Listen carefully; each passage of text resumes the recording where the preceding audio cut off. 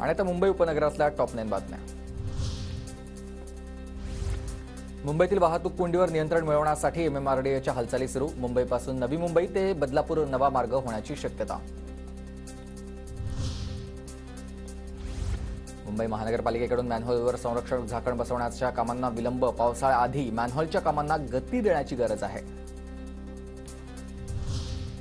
पश्चिम रेल्वेवर विना तिकीट प्रवास करणाऱ्यांवर कारवाई। 10 महिन्यात फुकट्या प्रवाशांकडून 157 कोटी रुपयांचा दंड वसूल।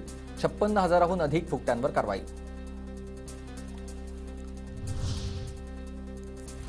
मुंबईतील संवेदनशील रेल्वे स्थानकांवर सुरक्षा यंत्रणेचा अभाव।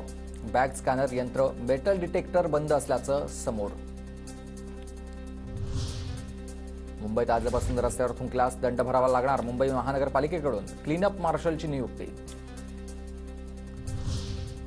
ठाण्याच्या शहापूरमधील तळवाडा परिसरात भीषण पाणी टंचाई। 42 गावपाड्यांना टँकरनं पाणी पुरवठा। इतर गावांमध्ये हंडाभर पाण्यासाठी वणवण।